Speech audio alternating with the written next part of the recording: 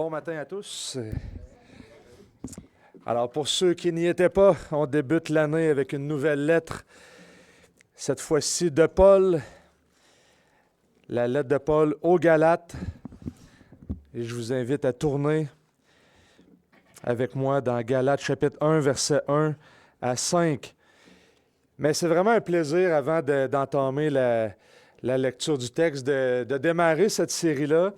C'est une lettre qui me fascine depuis longtemps, assez que j'ai suivi au moins 2 cours sur cette lettre il y a déjà plusieurs années. Ça fait partie des lettres que ma bibliothèque est assez pas pire, là. Ça en vient pas pire. Fait que je sais jamais par où commencer. C'est une lettre qui a marqué l'histoire, comme vous le savez, surtout depuis la Réforme. C'est de là que Martin Luther a tiré certains textes aussi, l'Épître aux Romains. Il a écrit un commentaire dessus. Et c'est quasiment impossible de lire Galates après la Réforme sans avoir les débats théologiques depuis la Réforme. Et ça, c'est un défi. Et comme vous le savez sans doute, ça veut dire qu'il y a beaucoup de débats chez les commentateurs et les prédicateurs sur comment lire la lettre aux Galates. Je n'ai pas fait un plan exhaustif de comment, parce que je sais toujours où est-ce que je commence, verset 1. Puis, mais je n'ai pas tout divisé, je vais essayer de prendre des blocs. Mais quand même, j'ai déjà planifié au moins quelques sujets qu'on va s'attarder peut-être un petit peu plus. Et on va faire des excursus doctrinales à travers les doctrines, entre autres, évidemment, la doctrine de la justification, comment jongler avec la loi, le Saint-Esprit, puis tout ça, des thèmes qui vont revenir. Et parce que Paul, dans Galates, veut nous montrer comment lire les Écritures. Depuis juste les premiers versets, on va effleurer le sujet, mais l'introduction de Galates annonce les thèmes qu'il va parler, en fin de compte, dans sa lettre. Et on voit déjà chez Paul une vision, une manière de penser. Et c'est une grande question théologique de savoir comment Paul lisait les Écritures. Est-ce qu'il était un juif qui lisait les Écritures d'une manière juive, mais qui fait juste ajouter certains éléments, ou le fait de devenir chrétien a changé sa méthode de lecture de l'Ancien Testament? Et Paul va faire appel à l'Ancien Testament. Et évidemment, vous commencez à me connaître, je pense un petit peu, fait qu'on va regarder à travers la lettre aux Galates les liens dans l'Ancien Testament. Mais il n'y a pas juste l'Ancien Testament qui est en cause, parce que Paul va faire aussi une allégorie. Et donc, ça soulève un autre paquet de questions sur comment lire les Écritures. Et ça a nécessairement beaucoup d'importance pour nous aujourd'hui. Et en fin de compte, chaque système théologique doit se confronter à la lettre aux Galates. Que ce soit la théologie réformée baptiste, les alliances progressives, théologie de la nouvelle alliance, le dispensationalisme progressif, le dispensationalisme classique ou non classique, je les ai mis sur un continuum, vous avez vu. Mais chacun des systèmes doit se confronter à la lettre aux Galates et jongler avec l'histoire du salut, qu'est-ce qu'on fait avec Abraham, c'est quoi la place de la loi dans la vie du chrétien, comment qu'on comprend le Saint-Esprit et ces choses-là. Et c'est possible qu'il arrive certains points qui, on ne sera pas nécessairement tous d'accord sur chaque détail.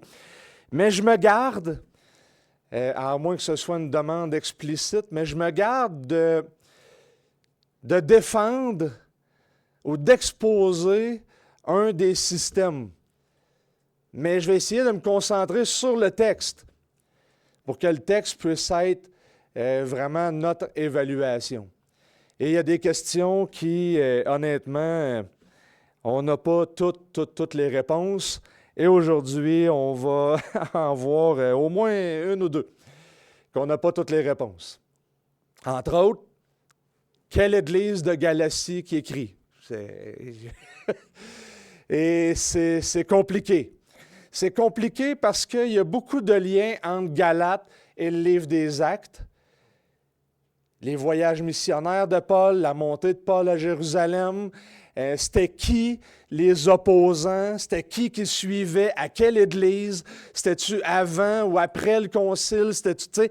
Fait qu'il y a plein de questions qui sont quand même difficiles à répondre, mais on va essayer le plus possible de rester dans le texte et de voir les liens historiques qui pourraient nous aider à comprendre les questions que Paul veut traiter dans Galates.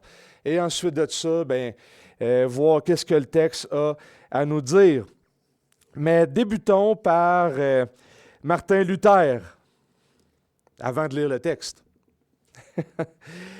Martin Luther disait « Si nous sommes capables de faire quoi que ce soit, la gloire en revient à nous et non à Dieu.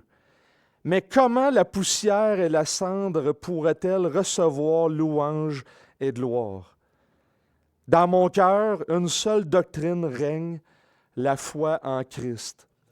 De cette doctrine, par elle et vers elle, toute ma réflexion théologique procède et y revient jour et nuit. Et pourtant, je suis conscient de n'avoir saisi que les prémices et quelques fragments d'une sagesse infinie. » Et j'ai lutté avec, je continue-tu dans 2 Pierre, je continue-tu après dans Jude, je continue.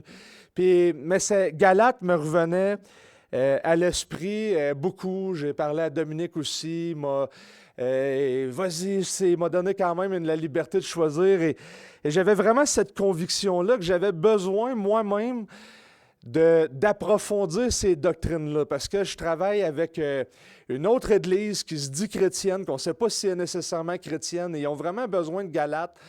Puis en parlant à Dominique et tout ça, il y a des thèmes qui reviennent, puis j'avais vraiment la conviction que premièrement, j'avais besoin de discernement et de sagesse, et j'avais vraiment besoin de plonger dans cette lettre-là pour conseiller d'autres sur ces thèmes-là. Et c'est John MacArthur qui disait que le plus grand problème de l'Église aujourd'hui est l'absence de discernement. Et le discernement, en fait, c'est la capacité de distinguer la vérité de l'erreur. Et c'est essentiel à la vie chrétienne. Et Galates, le thème majeur, c'est l'Évangile. De discerner la vérité de l'erreur avec l'Évangile, et d'apprendre à jongler avec l'Évangile et de comprendre l'autorité de l'Évangile et l'autorité des Écritures. C'est ça qu'on va se plonger dans le premier chapitre de cette lettre.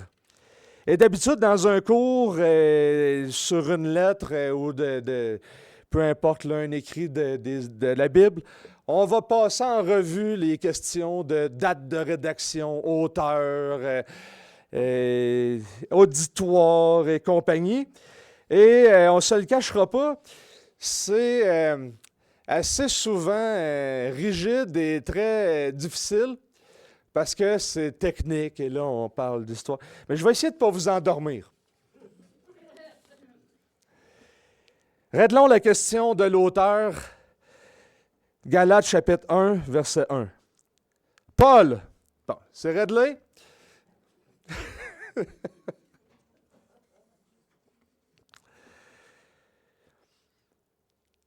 En fait, j'espère que cette introduction aujourd'hui, on va voir l'introduction de Paul, des versets 1 à 5, mais particulièrement Galates est fascinant. Bon, je pourrais dire ça de toutes les lettres, mais Galates, c'est vrai. Galates, son introduction est particulière, elle est pertinente, et il y a vraiment, ça l'annonce les sujets qui vont être traités dans Galates. Et mon plan d'aujourd'hui n'est pas compliqué, et on va le prendre morceau par morceau, puis on va le regarder jusqu'au verset 5. Lisons. Paul, apôtre, non de la part des hommes, ni par un homme, mais par Jésus-Christ et par Dieu le Père qui l'a ressuscité d'entre les morts. Et tous les frères qui sont avec moi aux églises de la Galatie, que la grâce et la paix vous soient données de la part de Dieu notre Père et du Seigneur Jésus-Christ, qui s'est donné lui-même pour nos péchés, afin de nous arracher au présent siècle mauvais, selon la volonté de notre Dieu et Père, à qui soit la gloire au siècle des siècles. Amen. Prions. Mon Seigneur et mon Dieu, nous avons besoin d'entendre ta parole, de grandir en discernement, de grandir en sagesse. Une sagesse tirée des Écritures inspirées de ton esprit. Il y a tellement de messages de propagande, de fausses doctrines autour de nous, tellement de choses qui peuvent même nous faire douter. Éclaire notre esprit, renouvelle notre intelligence, donne-nous un amour pour les Écritures, pour l'Évangile et pour ton peuple. Il y a bien des manières que le peuple de Dieu peut se diviser. Et même si sur certains détails, on n'est pas d'accord, garde-nous du manque d'amour. Garde-nous dans l'Évangile et produis en nous le fruit de l'Esprit afin que ton Église puisse grandir en amour, en discernement et en persévérance.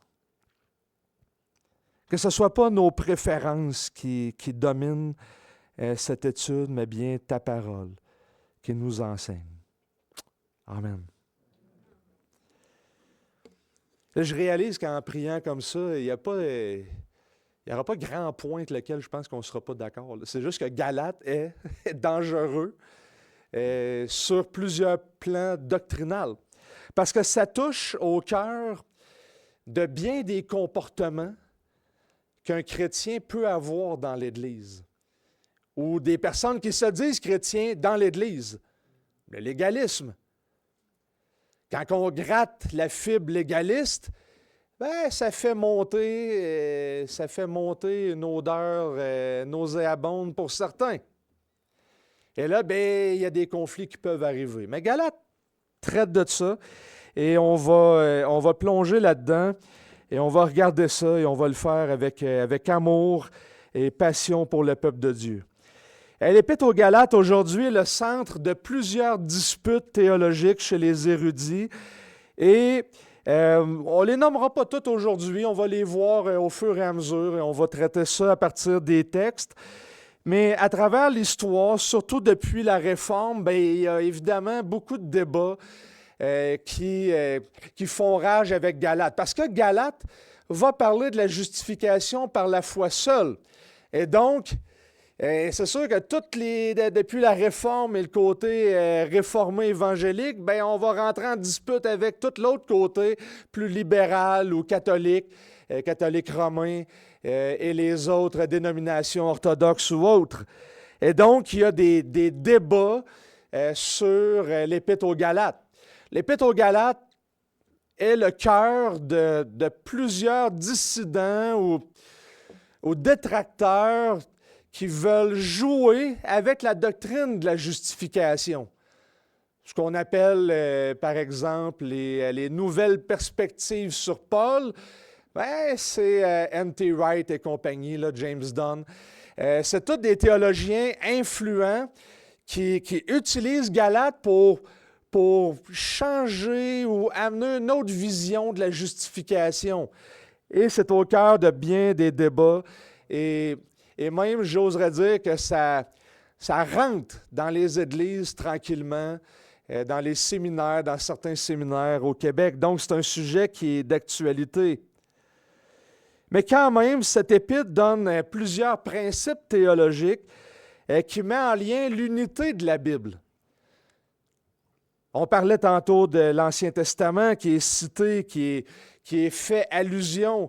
Il y a ces personnes qui suivaient Paul dans les églises de la Galatie, qui amenaient un autre évangile, un autre message, et on les appelle les judaïsants. On va revenir sur ça plus tard, mais ces personnes qui disaient aux chrétiens, « Ah, c'est bien que vous avez écouté Paul, puis vous acceptez, vous êtes des païens maintenant, vous vous êtes convertis, mais si vous voulez être vraiment des chrétiens accomplis, ben, il faudrait vous faire circoncire puis devenir juif. Puis ensuite de ça, la vraie marque de votre christianisme, ben, ça va être le respect de la loi mosaïque. Alors là, vous allez être des chrétiens accomplis. Puis oui, vous aurez accepté Jésus comme Messie, mais vous allez être comme nous finalement. Puis ultimement, ben, vous ne serez pas persécutés, mais vous allez être comme nous. Fait que c'est le genre de message qui était apporté. Et donc, Paul veut répondre à ça. Avec quand même assez de détails, mais assez précis. C'est quand même juste 6 chapitres. Romains 16, où ce qui traite quand même de certaines questions similaires à Galates. Et donc, on va voir des références à Abraham, la loi, la relation entre la loi et la grâce, la relation entre la loi et la foi. Comment interpréter les Écritures, comment comprendre l'histoire du salut. C'est quoi la justification? C'est quoi le rôle du Saint-Esprit? C'est quoi les fruits de l'Esprit? Le combat spirituel. Donc, c'est tous des thèmes que Galates va, même si c'est une courte lettre, nous offre finalement une espèce de vision, devient comme une espèce de portrait en miniature de la Bible. Comment comprendre les Écritures. Et ça devient un peu dangereux dans l'Église parfois de parler de Galates. Paul, apôtre non de la part des hommes, ni par un homme, mais par Jésus-Christ et par Dieu le Père qui l'a ressuscité d'entre les morts. Alors, l'introduction de Paul, des versets 1 à 5, contient beaucoup d'éléments d'une lettre gréco-romaine typique. L'auteur, l'identification du lecteur, les remerciements, prières d'action de grâce, mais ils ne sont pas tous là. On va revenir sur ça. Il manque au moins un élément. Et Paul débute par s'identifier lui-même. Paul, il n'y a pas grand débat théologique sur la paternité de Paul comme auteur de la lettre aux Galates. C'est Paul. Et là, il faut comprendre que l'introduction de Paul n'arrive pas par hasard. Paul n'écrit pas ses introductions selon... d'une manière aléatoire là, ou par chance. Là, attends, je vais écrire telle affaire. Bon, c'est moi, Paul. Ah ben ouais, je t'apôtre. Non, il respecte, oui, des codes culturels dans sa manière de l'approcher. Il va s'identifier comme auteur, va identifier le lectorat. S'il faut qu'il mette des remerciements, va faire une action de grâce, d'ailleurs qu'il va modifier. Et ensuite de ça, il va tomber dans les sujets, il va avoir le corps de la lettre, une conclusion, des remerciements finaux. Puis, tu sais, Paul est quand même de son temps, de son époque, respecte certains codes. Mais le choix de ce qu'il met dans ses introductions annonce ce qu'il va traiter dans le corps de la lettre. Et donc, on va effleurer des sujets, puis des fois, peut-être aujourd'hui, vous allez dire « Ouais, parle-moi-en plus. » Oui, au chapitre 3. Oui, au chapitre 2 ou au chapitre 4, parce qu'il annonce les sujets. Il met en avant, mais on voit déjà la pensée de Paul qui se met en place et on voit le cœur du sujet déjà dans le premier verset. Paul, apôtre, non de la part des hommes, ni par un homme, mais par Jésus-Christ et par Dieu le Père qui l'a ressuscité d'entre les morts. Donc, déjà la question de son apostolat. Il ouvre ses lettres et trace le chemin. Et ça, c'est particulièrement important dans Galates parce que pratiquement tout le chapitre 1 va chercher à défendre ou à exposer la doctrine de l'Évangile et son apostolat. Et son apostolat, la compréhension qu'il va en donner de son apostolat, de là va dépendre de l'autorité de l'Évangile aussi. Et il va utiliser trois phrases, trois prépositions, trois phrases prépositionnelles. Hey, ça, c'est un mot de commentaire. Pour se décrire lui-même. Paul, apôtre, non de la part des hommes, 1, ni par un homme, 2. Notez qu'il passe du pluriel au singulier. Son origine ne vient pas des hommes en général, ni par un homme.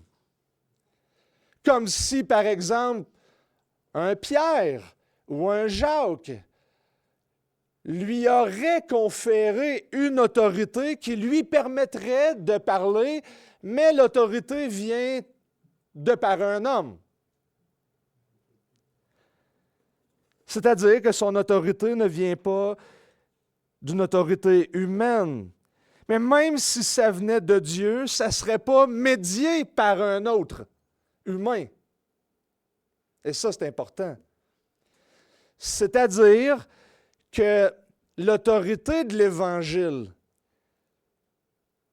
l'autorité du message, on va détailler un petit peu plus ça la prochaine fois, mais réside pas dans le fait que quelqu'un lui a transmis, mais que c'est de Dieu. Il se dit apôtre non de la part des hommes, ni par un homme, comme si c'était par une médiation de quelqu'un, mais par Jésus-Christ. Et notez bien, Paul se permet, c'est important dans le contexte où il y a des Juifs qui viennent en arrière de lui, des Juifs ou des Juifs convertis, ou du moins des judaïsants, viennent en arrière pour la doctrine. Déjà en partant, notez bien que Paul peut mettre Jésus-Christ dans une catégorie différente que homme. Non pas qu'il considère que Jésus n'a jamais été un homme, mais il nie que Jésus était seulement un homme. Il y a déjà une christologie qui est avancée, qui est implicite ici dans l'introduction de la lettre. Vous voyez ça? T'sais, non pas des hommes, ni par un homme, mais par Jésus-Christ, c'est une catégorie autre. Il est apôtre, envoyé directement de Jésus-Christ et du Père. D'ailleurs, le Père est mentionné, et Dieu le Père est qualifié 3 fois de Père dans ces 4-5 versets-là.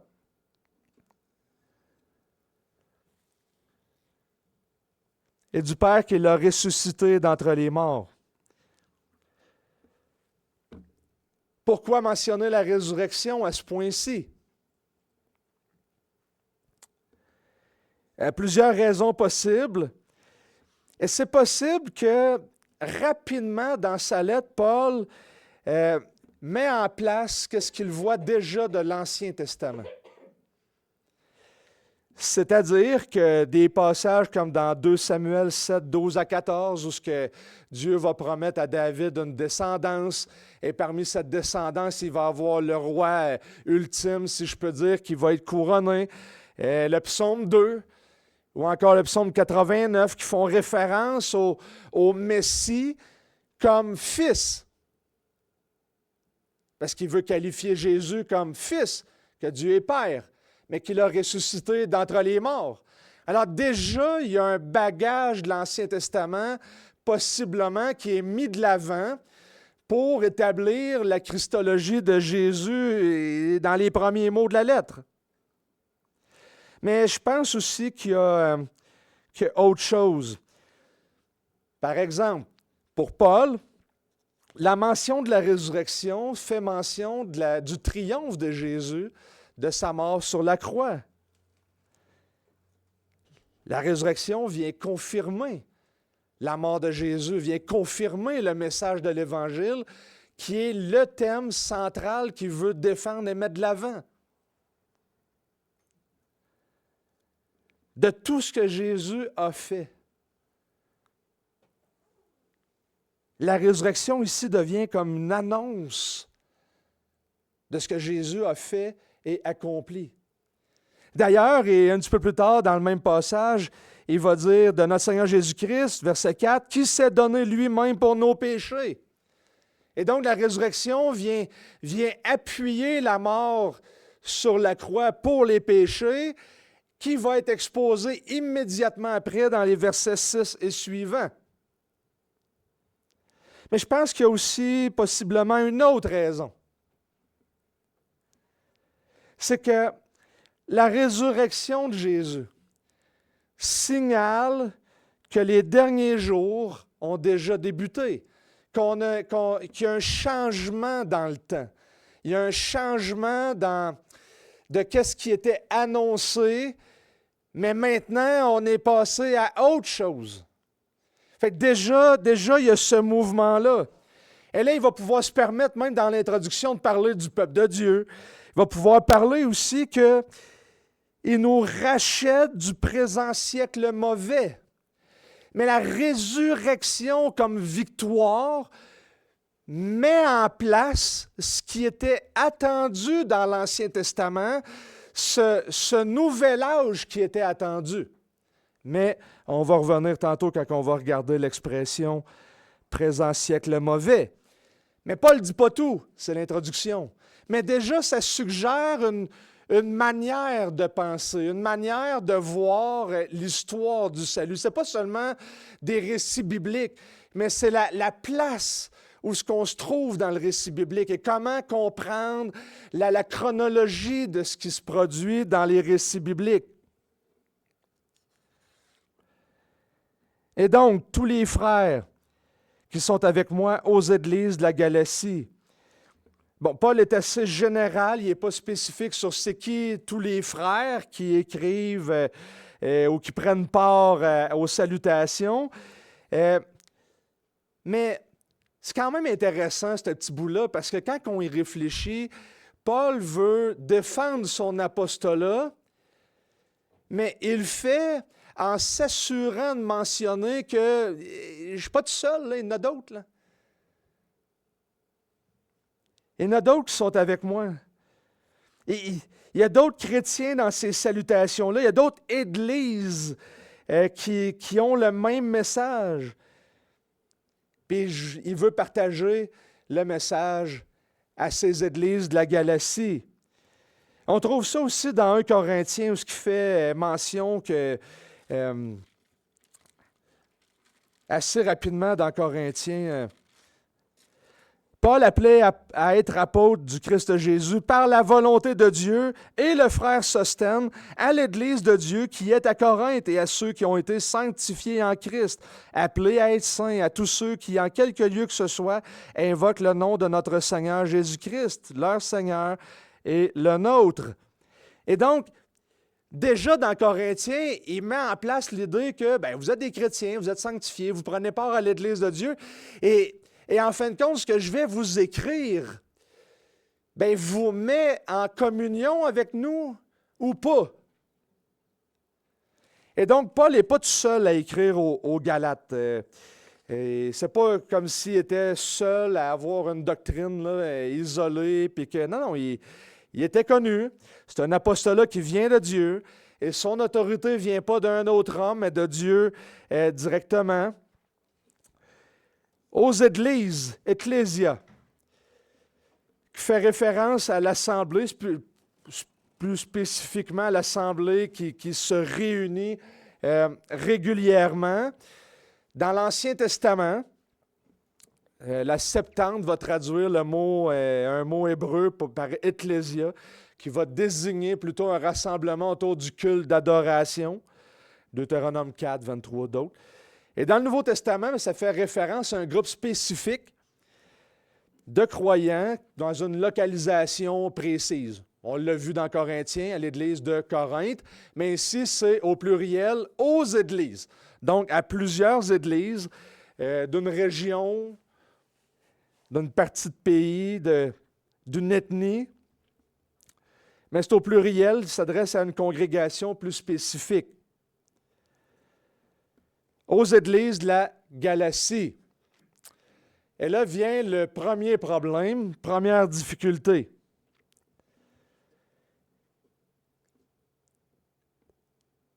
J'ai vraiment essayé, en 2 paragraphes, de vous résumer beaucoup de pages, parce que c'est tout un débat de savoir à qui... Tout le monde comprend là, qu'en Asie mineure, là, la Galatie est là, ce qui s'adresse à ce qui est à peu près la Turquie actuelle. Là. La question, c'est, il y a 2 grandes théories. Est-ce qu'il s'adresse à la Galatie du nord ou à la Galatie du sud? Et là, ça dépend de comment on va lire les Actes, Galates, et comment on va bâtir la chronologie. Je vous fais un tout petit topo de tout ça, là, mais en gros, c'est un petit peu ça. Mais en fait, le point tournant de la discussion, là, après bien des lectures, j'en arrive à la conclusion suivante. C'est qu'en fait, le point tournant de la discussion, c'est est-ce que Galates a été écrit avant le Concile de Jérusalem de Acte 15 ou après le Concile de Jérusalem d'Acte 15?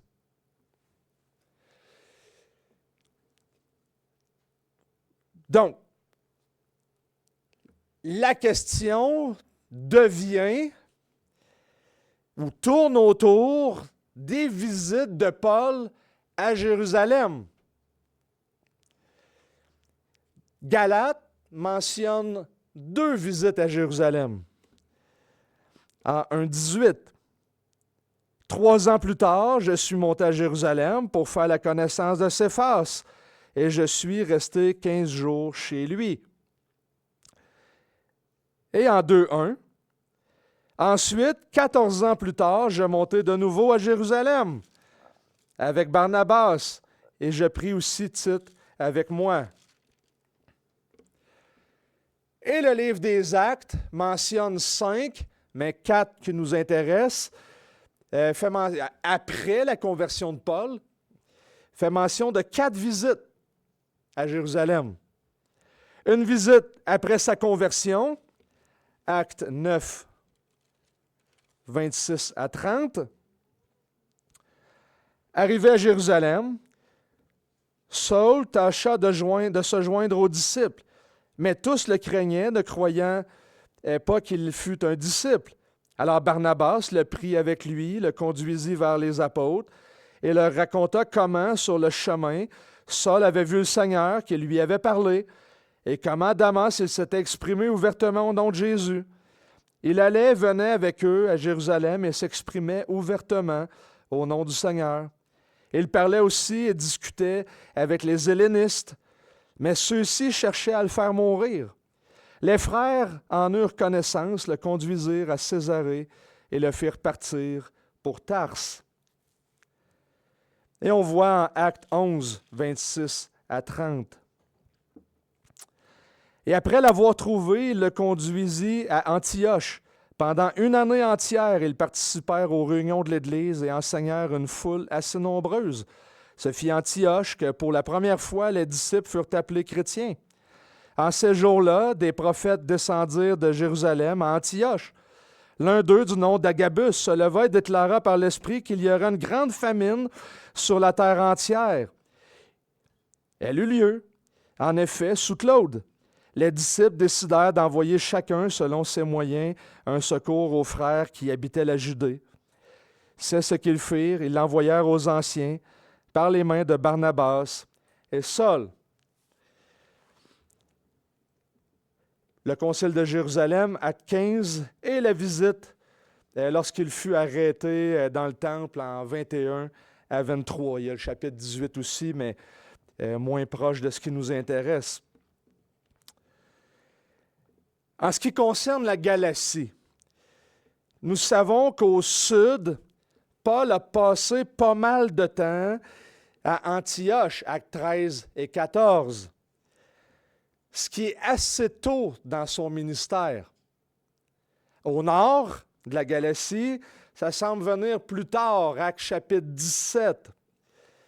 Donc, si c'est écrit avant le concile de Jérusalem, Actes 13, 14, autour de cette date, bien, ça signifie qu'elle aurait été écrite environ en 48 ou 49. Si c'est écrit pour le sud, Acte 17 et plus, ça tournerait plutôt autour de 54-55 après le concile de Jérusalem. Mais la question est-ce que Galates 1,18 correspond à Acte 9, 26 à 30? Et est-ce que Acte 11, 26 qu'on a lu correspond à Galates 2, 1? C'est possible. C'est ma position. Ça serait écrit pour l'Église du Sud. Et dans ce cas-là, Galates, si c'est le cas, serait probablement la première lettre du Nouveau Testament écrite. Il y a une chicane à savoir si c'est Galates ou les lettres de Jacques. Mais c'est très, très tôt pour l'Écriture. C'est pas certain que... Mais bon, ça fait partie des questions que...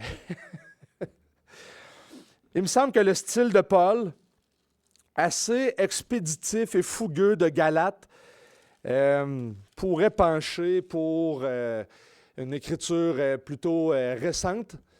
Mais en même temps, c'est assez difficile de croire qu'il pouvait entrer en dispute avec Pierre dans le chapitre 2, sans mentionner les résultats du concile de Jérusalem s'il y avait eu lieu, parce qu'une partie des débats au concile de Jérusalem concerne des sujets que Paul développe dans Galates.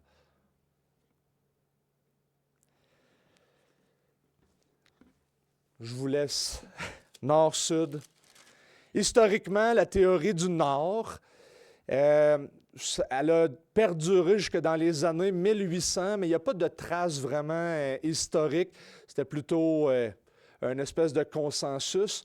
Cependant, avec les études, les parallèles entre le livre des Actes, les découvertes archéologiques et tout ça, beaucoup penchent plus vers le sud. Cependant, il y a des érudits pour le nord et il y a des érudits pour le sud. Plus tard, par contre, on est au moins capable de tracer la doctrine auquel Paul veut faire face. Mais ça, on va se le garder pour une autre fois. Mais qui étaient ces chrétiens de Galatie? Parce qu'il dit quand même aux églises de la Galatie. Donc, c'était, et notez-le, c'était des chrétiens. Aux églises. Notez quelques détails. 4.13.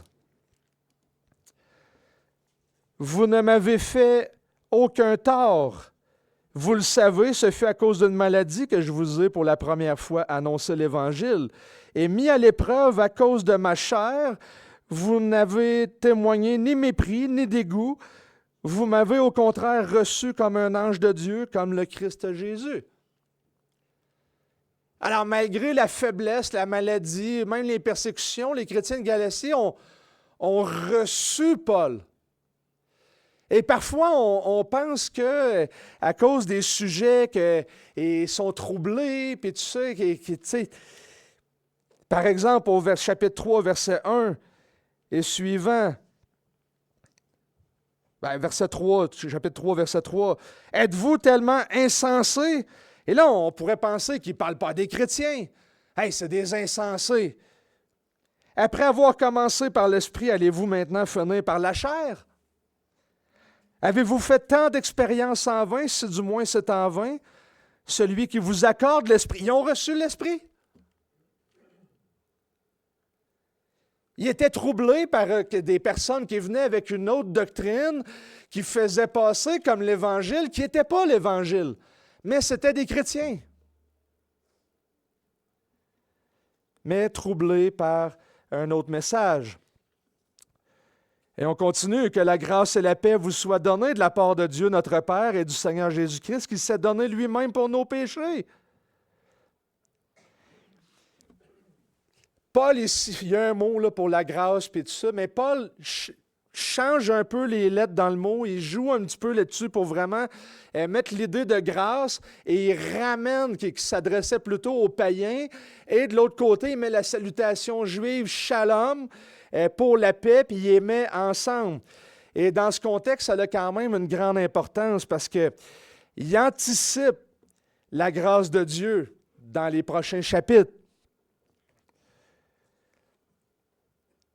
Mais notez que la paix et la grâce viennent comme une bénédiction aussi, pas juste, c'est pas que, vous avez reçu la grâce, là, à cette heure, vous êtes chrétien.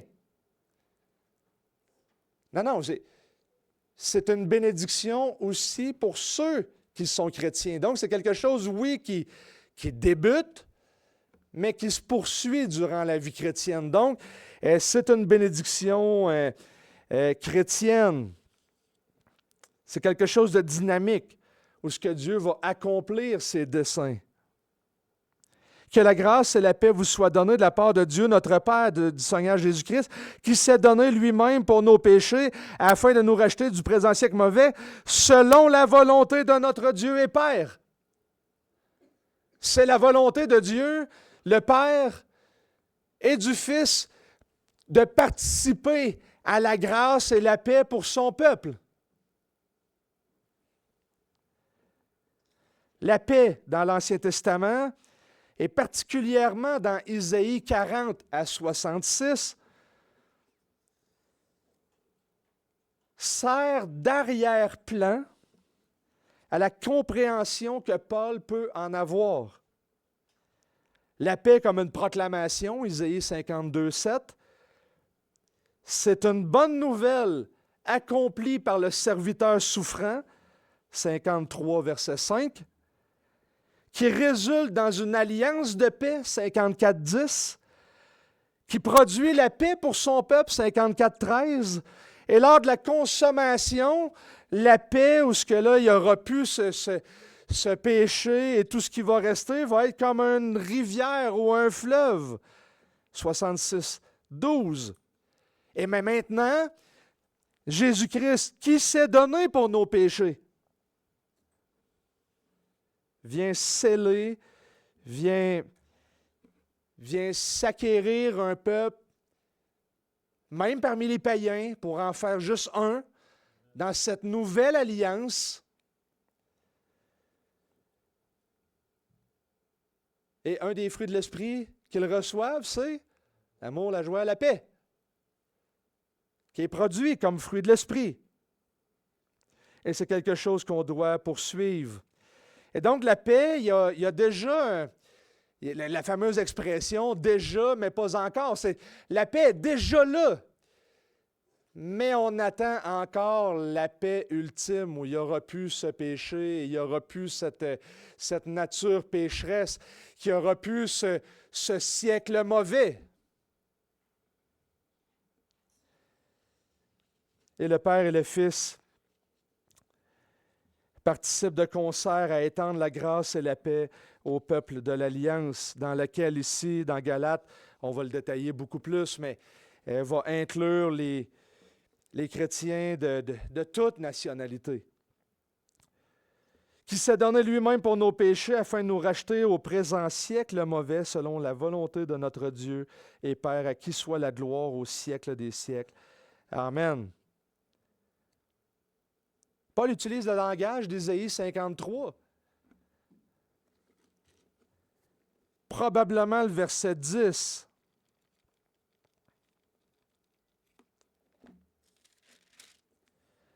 Il a plu à l'Éternel de le briser par la souffrance, après s'être livré en sacrifice de culpabilité. Il verra une descendance et prolongera ses jours, et la volonté de l'Éternel s'effectuera par lui.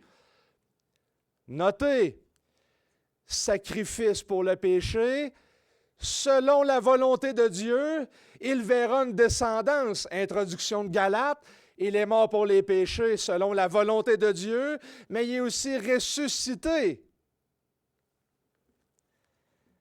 Donc, ça trace Ça forge la pensée de Paul. Il y a une christologie qui est mise en place. Dans le contexte d'Isaïe 52 et 53, le prophète explique la manière par laquelle Dieu va accomplir par sa volonté un nouvel exode. Par la mort et la résurrection de son serviteur, il va libérer le peuple qui était redevenu, qui était en exil. Il va restaurer la relation entre Dieu et son peuple, établir une nouvelle alliance. Je parlais tantôt de la résurrection de Jésus qui signale que dans les derniers jours, que les derniers jours ont débuté. C'est une trame qui se dessine depuis l'Ancien Testament.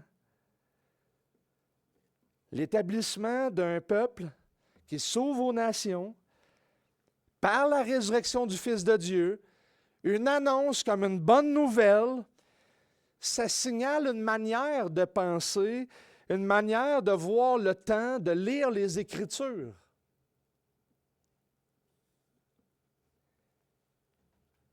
Et à ce point, si je faisais juste mentionner comment on jongle avec la loi, et si je vous disais on n'est plus sous la loi, ça signale une manière de penser.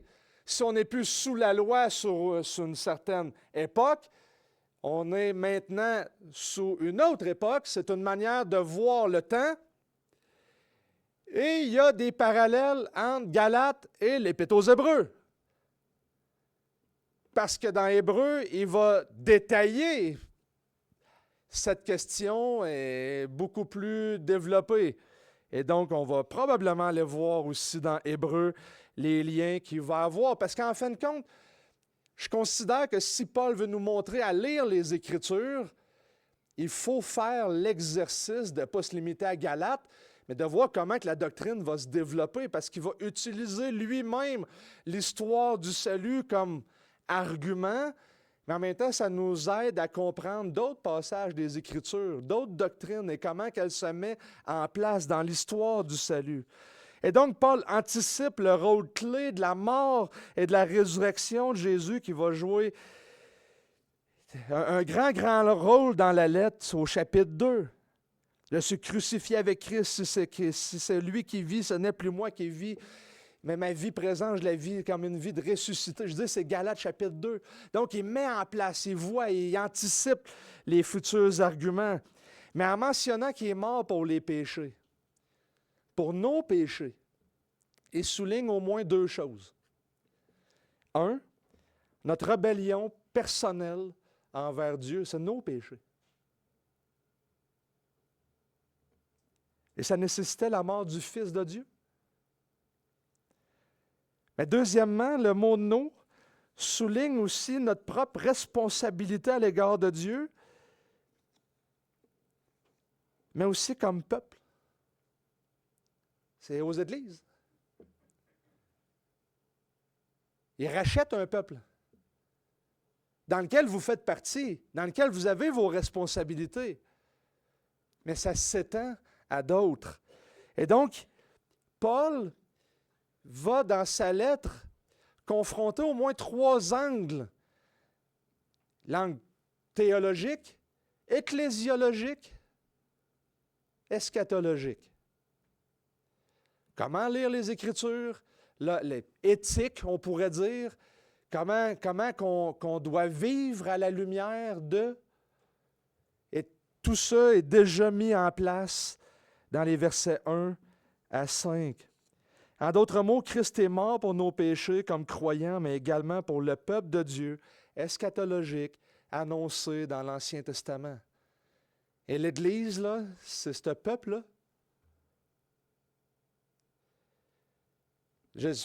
J'arrête pas de recevoir dernièrement, c'est peut-être pour ça que c'est dangereux d'ailleurs, là, mais il y a des projets de loi qui sortent au Canada pour qu'ils ferait en sorte que ça limiterait les chrétiens de lire des passages qui diraient que les Juifs ont tué Jésus. Il y a un prêtre, cette semaine, en entrevue, il se fait demander des excuses publiques pour avoir mentionné ça. Pourtant, c'est un des textes bibliques. comment dealer avec les églises dites messianiques de juifs chrétiens.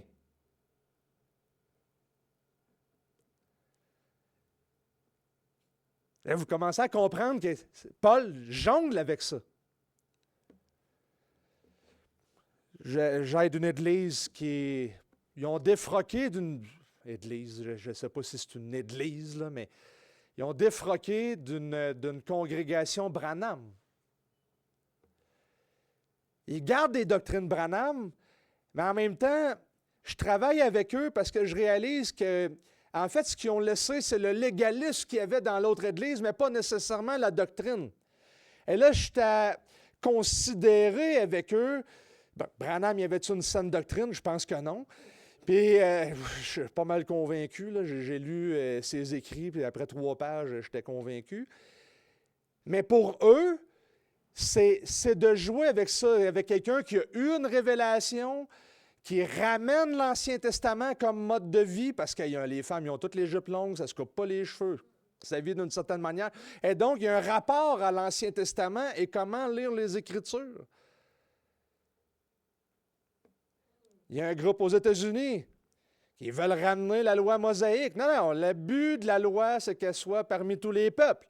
Et donc, la position face à la loi, pour eux, c'est de ramener... Vous voyez qu'il y a plein de ramifications et ça devient un terrain fertile pour les chicanes.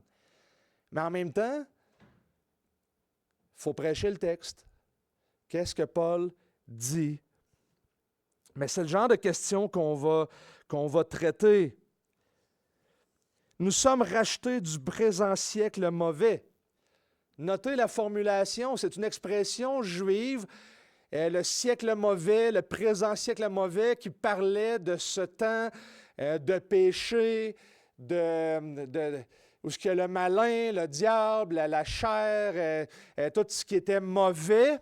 Et eux, ils attendent l'âge à venir, où il n'y aura plus ça, où ce que le Messie va venir établir cet âge-là.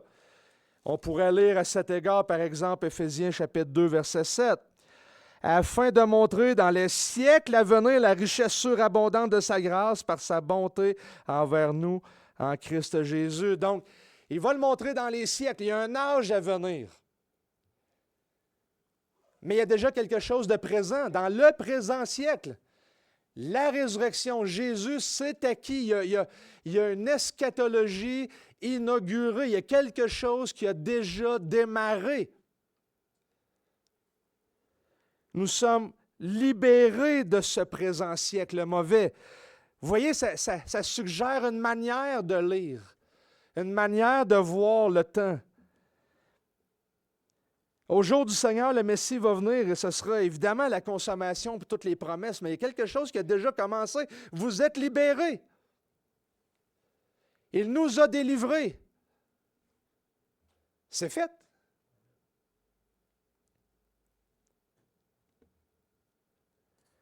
Et ce qui caractérise cet âge à venir, et ça on va le détailler plus tard, c'est le don du Saint-Esprit. Jérémie 31, Ézéchiel 36, 37. Mais tiens donc, ils ont reçu l'Esprit. Galates chapitre 3. Les chrétiens ont le fruit de l'Esprit. Galates chapitre 5, 22. L'âge, le temps est déjà changé. Il y a quelque chose qui a changé avec Jésus, avec sa mort et sa résurrection. Et Paul voit la résurrection de Jésus comme l'établissement de la domination de Jésus, 1 Corinthiens chapitre 15. Il y a quelque chose qui change. Et en mentionnant que c'est par la volonté de Dieu, il est en train de nous dire que c'était quelque chose qui était planifié. C'est pas arrivé, là, en passant, bon, on va tuer Jésus. C'est pas ça. C'était planifié, c'était voulu, ça venait dans la souveraineté de Dieu.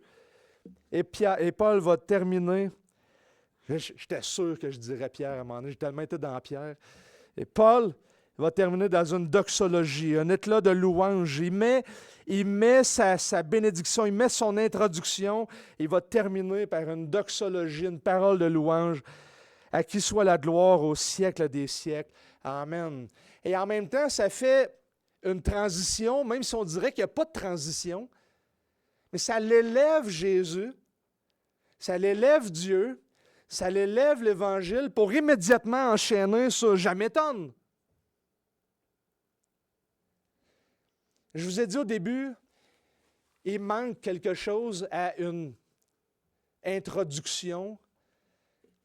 Tu as l'auteur, destinataire, remerciement, bénédiction, prière, quelque chose comme ça.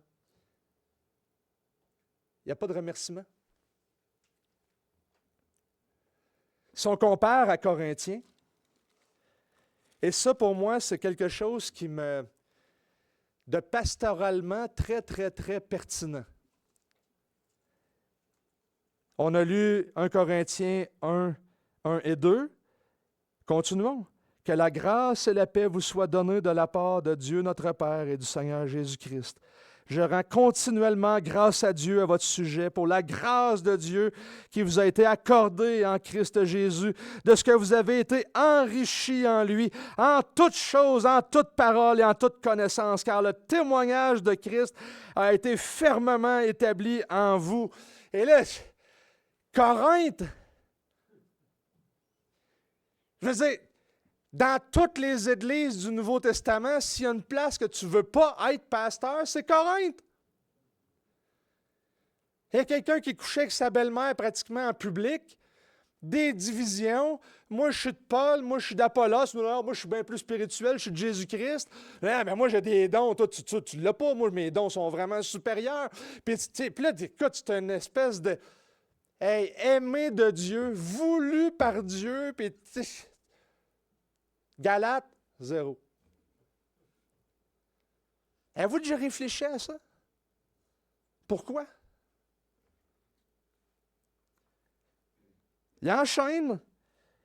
Hey, il s'est donné lui-même, il élève la Christologie, on voit sa pensée, il commence déjà à annoncer les différents thèmes, puis immédiatement après, je m'étonne que vous vous détourniez si vite de celui qui vous a appelé par la grâce de Christ pour passer à un autre évangile. Non pas qu'il y ait un autre évangile.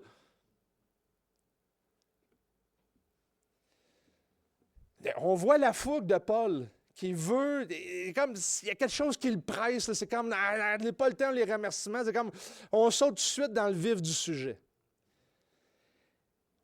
Mais à force de réfléchir à ça, à cette urgence de Paul de traiter de la question de l'Évangile, Paul fait quelque chose d'unique dans Galates, dans les versets qui suivent. Il met un anathème sur l'Évangile. Si tu n'as pas le bon Évangile, tu es anathème, tu es condamné, tu es séparé. Il met tellement une importance sur l'Évangile que ça bouille de répondre à l'Évangile. Ça bouille d'expliquer, d'annoncer à nouveau le message de l'Évangile. Mais il se permet de faire des éloges dans Corinthiens, même si l'Église est tout croche. Ça en dit long. Ça en dit vraiment long sur le cœur pastoral de Paul. L'Église est complètement désordonnée, mais il trouve quand même les actions de grâce de voir, ouais, Dieu agit parmi vous. Il faut corriger un peu, il faut corriger des affaires. Même dans 2 Corinthiens, il dit, c'est beau, là, celui qui était avec la belle-mère et tout ça, là, allez pas trop loin dans la discipline, il s'est repenti. C'est correct, là. Soyez pas trop... On voit le cœur de Paul. Arrêtez donc d'être impressionnés par les comportements des autres. Soyez donc beaucoup plus offusqués quand c'est l'Évangile qui est attaqué. Il me semble que c'est dans Corinthiens qu'on voit, il n'a pas compris telle affaire là, pour le manger, puis comment qu'on fait le culte d'adoration, tout ça. Regarde, considère-le comme un frère faible dans la foi, amène-le, éduque-le. Je disais, tu sais, on dit les Écritures, sois patient. Aime-le. Je vais te montrer une voie meilleure. Aime-le. Corinthiens 13. Relève-le, soutiens-le. Tu touches à l'Évangile? Oh, là, je m'étonne. Et là, on corrige. L'autorité de l'Évangile ne vient pas de ce que l'Évangile, c'est le message de Paul qu'il a trouvé. C'est l'Évangile de Dieu. Paul aux Romains va dire, Paul, esclave de Dieu, mis à part pour l'Évangile de Dieu. C'est l'Évangile de Dieu que Dieu a dessiné, que Dieu a mis en place, que Dieu a bien voulu partager à Paul pour qu'il en devienne le prédicateur. J'ai une drôle de personnalité. Vous avez remarqué? Mais c'est une des choses que j'ai entendues souvent. Il y a du monde, des fois, qui voulait que je fasse du counseling avec eux autres. J'étais comme, la première question que je posais, c'est pourquoi tu viens me voir? Puis à plusieurs reprises, on m'a dit, ben, t'es pas impressionné si je te dis des affaires. Tu as vécu avant, puis tu en as vu, c'est comme, ben, c'est correct, là, tu sais. Puis. Mais ça m'en dit long sur qu'est-ce qu'on voit dans l'Église. Pourquoi qu'on ne partage pas? Pourquoi qu'on n'est pas confident avec les autres? Pourquoi qu'on va pas? Pourquoi qu'on regarde les autres, qu'on est tout le temps offusqué du « Ah, lui, il fait telle affaire, telle affaire. » Je terminerai avec Ralph Challis qui... Il a fait une prédication dans les années 80. Là, j'étais tout petit bébé, mais elle avait été enregistrée. Puis à l'occasion, là, une fois par quelques années, je la réécoute. Puis on va arriver à ce passage-là, à un moment donné, dans Galates. Or, les œuvres de la chair sont évidentes, c'est-à-dire conduite, inconduite, impureté, débauche, idolâtrie, magie. Hey, ça, là, en Occident, là, ça, c'est grave. Ralph Challis était missionnaire en Algérie. Puis il a fait je pense qu'il est allé aussi en Inde, je ne me trompe pas. Du moins en Asie, dans ces coins-là. Puis d'une manière toute douce, Ralph Challis disait, bien, tu sais, nous, en Occident, c'est souvent ce qu'on met en avant. Les grosses affaires. Puis là, on est choqué de ça. Elle dit, continuons à lire. Hostilité, discorde, jalousie, fureur, rivalité, division, parti pris, envie, ivrognerie, orgie et choses semblables. Il dit, saviez-vous que si vous dites une parole sous l'effet de la colère en Inde, vous venez de perdre votre témoignage pour... Bien, si tu es dans la débauche et tout ça, bon, ils ont des temples, des affaires, ils sont moins offusqués de ça. Puis là, il a ajouté tout doucement. Avez-vous remarqué? Ils sont dans la même liste. Ça m'a tellement frappé, là, j'ai toujours considéré ça après de dire, ouais, j'ai peut-être pas fait, là, mais combien de fois je peux avoir fait de la discorde ou manquer de paix, avoir un parti pris, avoir eu des fureurs, des discordes. Et Paul continue, hein? Et choses semblables. La liste pourrait continuer. Hein? Et c'est de ça, frères et sœurs, que la Bible dans Galates nous parle. Plein de sujets pertinents à la vie de l'Église, à notre propre vie, pour aiguiser notre discernement à la lumière de l'Évangile, pour apprendre à marcher par le Saint-Esprit, à produire le fruit du Saint-Esprit. Et tout ça dans une Église qui, bien qu'imparfaite, veut garder et élever Christ de manière centrale. Prions. Seigneur Dieu, on veut te louer, te remercier pour ta parole qui est vivante, qui est digne d'être lue, d'être pratiquée, d'être aimée.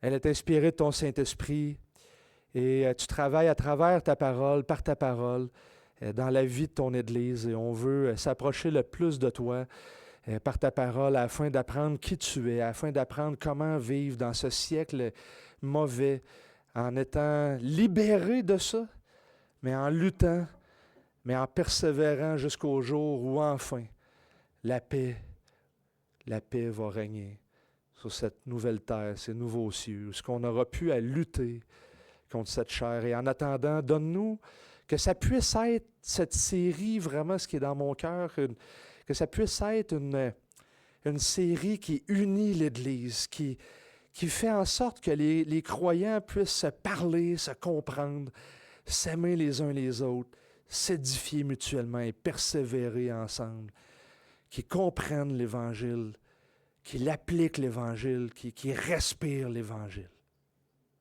Sois loué. Amen.